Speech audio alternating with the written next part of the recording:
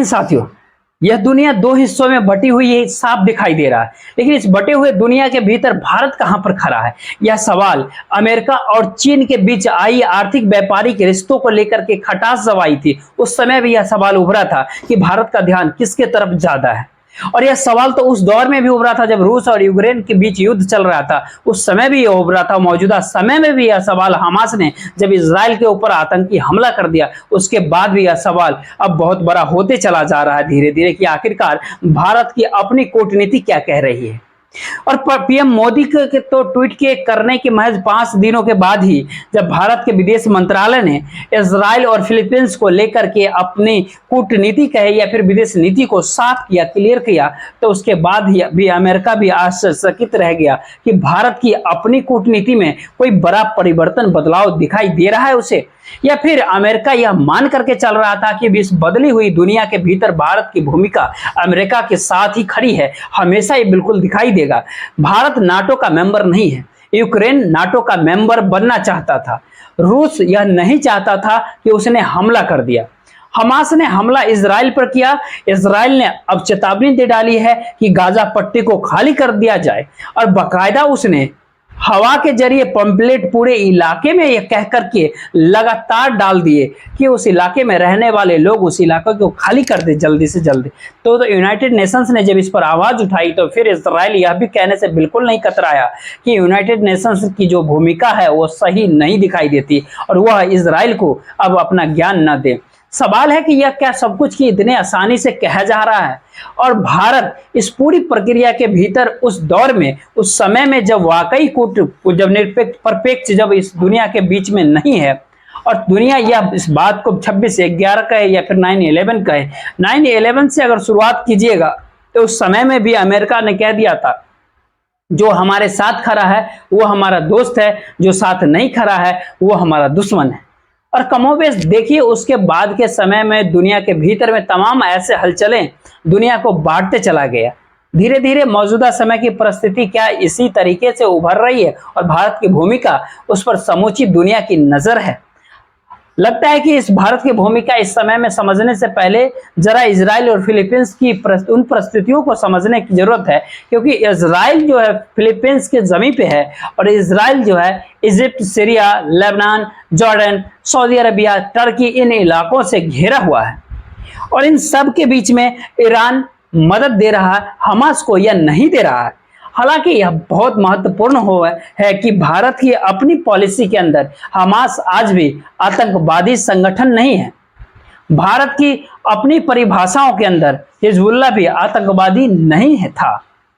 लेकिन इन सब के बावजूद भी एक आतंकवादी कृत्य हुआ और हमास ने जिस तरीके से हमला किया उसके बाद से एक के बाद एक कई ऐसे भारत के विदेश नीति के ऊपर कूटनीति को लेकर के इस दौर में भारत की खुलने लगी है। जैसे सवाल यह नहीं है कि भारत के भीतर का शोर अलग अलग जगहों पर राजनीतिक से कितना प्रभावित है, सवाल यह है कि अंतर्राष्ट्रीय तौर पर भारत की भूमिका इस समय में इतनी बड़ी हो चली है कि दुनिया के तमाम ताकतवर देश जरूर यह चाहेंगे कि भारत उनके साथ खड़ा नजर आए, और यही वह कारण है कि इजराइल के विरोध में रूस भी है, चीन भी है, ईरान भी है, लेकिन इजराइल के समर्थन ही नहीं बल्कि खुलकर साथ देने की स्थिति में अमेरिका और तमाम नाटो देश है।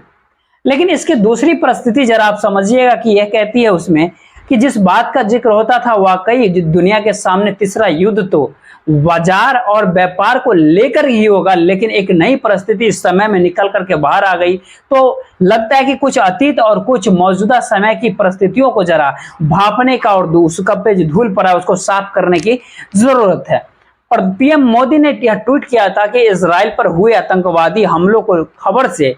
गहरा सदमा लगा है। हमारी संवेदनाएं और प्रार्थनाएं निर्दोष पीड़ितों और उनके सब परिवारों के साथ है। हम इस कठिन घड़ी में इजराइल के सामने एकजुटता से हिम्मत से खड़े हैं। इस ट्वीट के दौरान हमास का ना तो नाम था और न ही फिलीपींस का नाम था।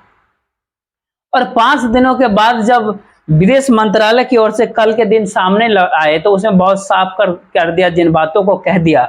उससे अमेरिका तक आश्चर्यचकित रह गया।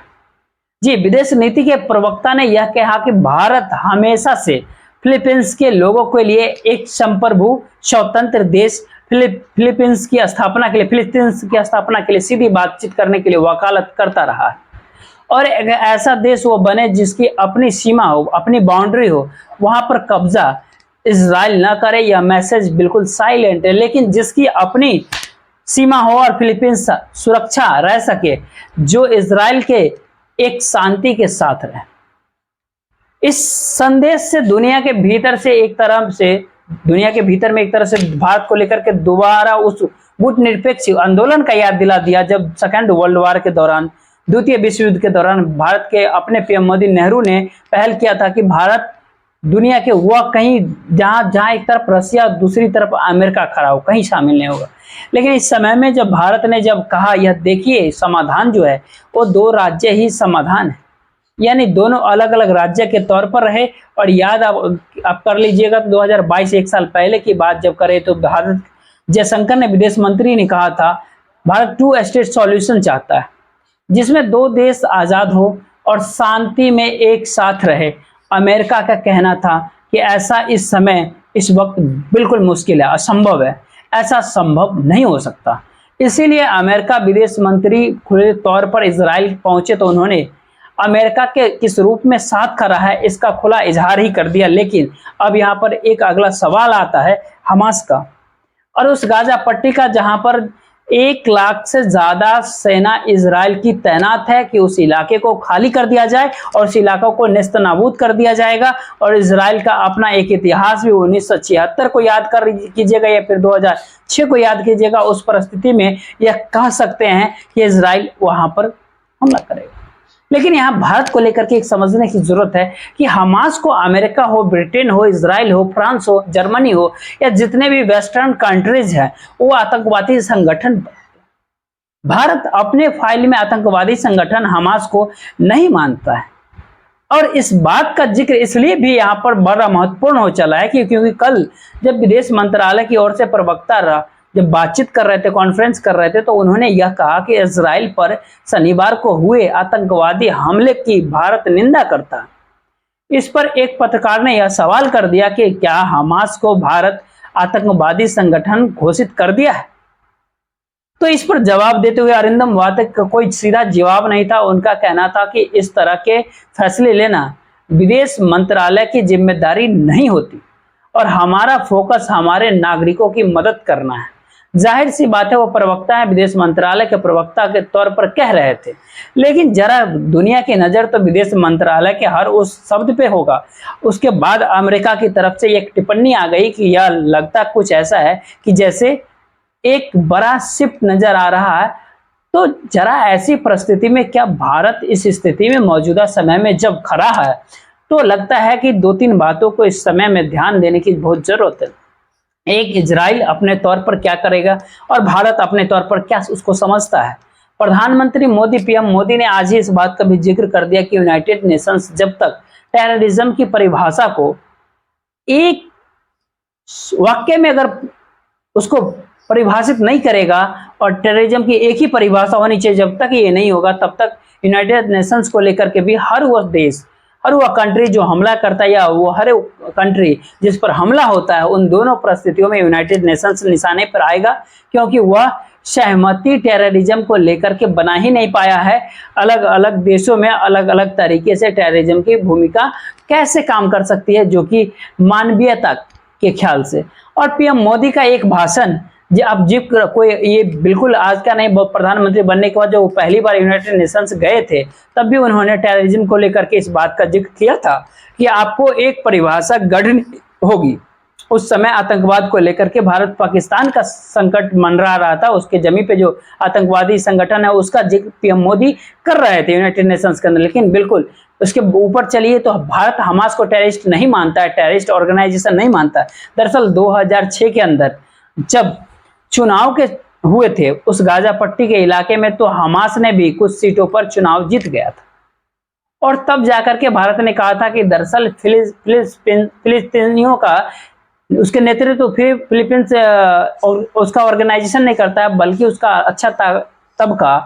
खासा तबका हमास के साथ भी है। और ये तब सवाल हुआ था कि हमास को भारत एक पॉलिटिकल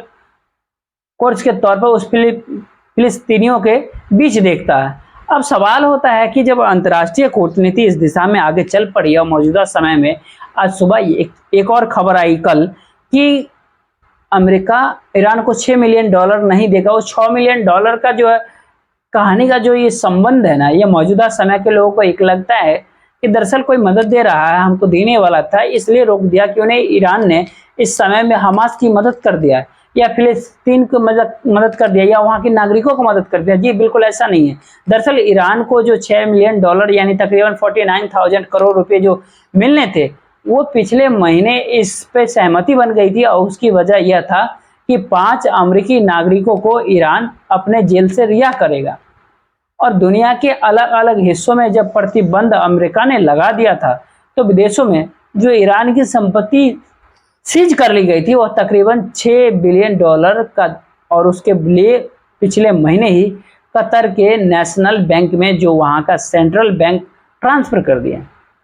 और यह कहा दिया गया कतर उसको शिफ्ट करेगा ईरान में। लेकिन अमेरिका ने एक झटके में मैसेज पहुंचा दिया कि दरअसल यह $6 बिलियन हम देते हैं,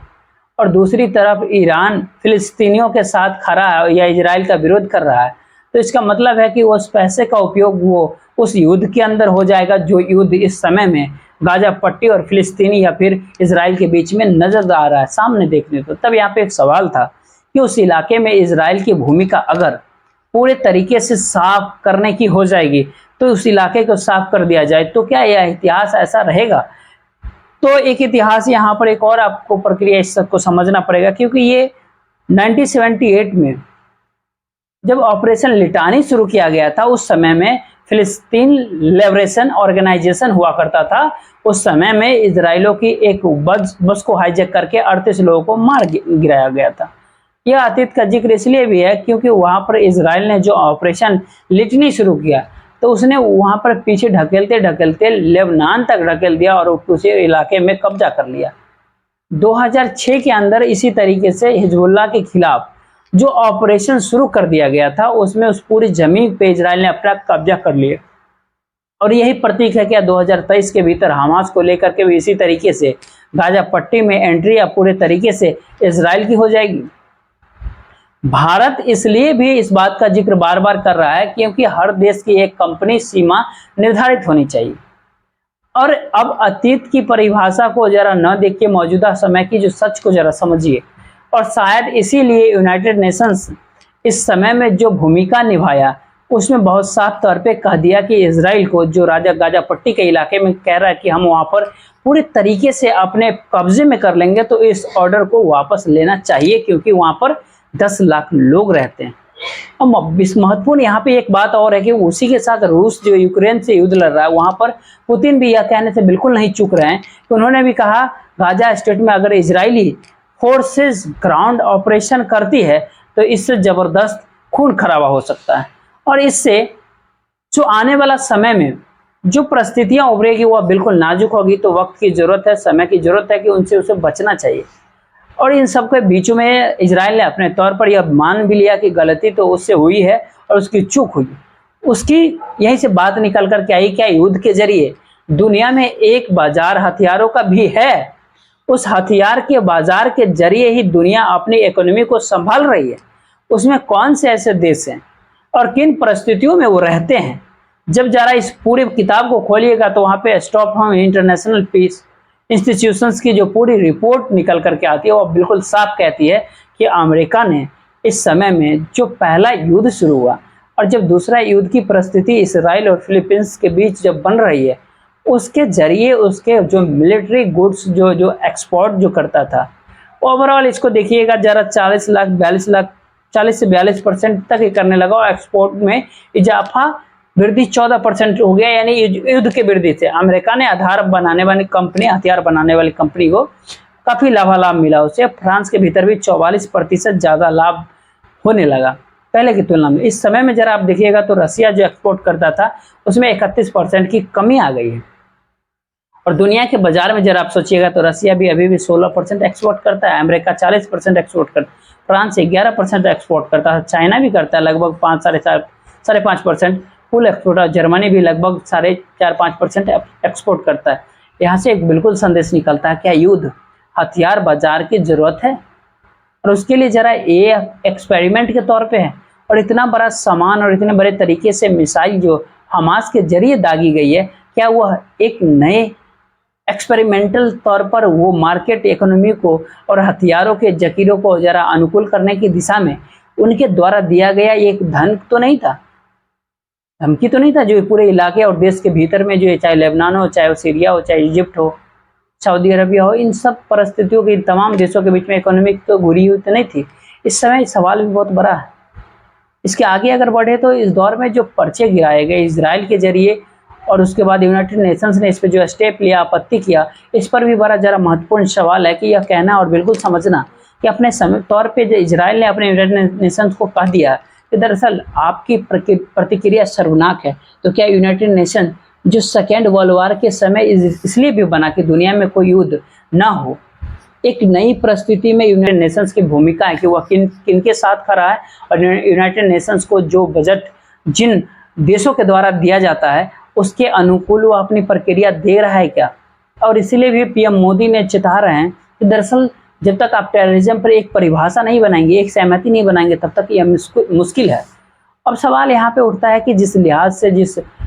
जो संयुक्त राष्ट्र में इजराइल के दूत हैं उनके शब्दों को जरा आप सुनिएगा तो यूनाइटेड नेशंस को इससे पहले कई मौके ऐसे आए जब इजराइल ने गुहार लगाए यूनाइटेड नेशंस को लेकर के, लेकिन उस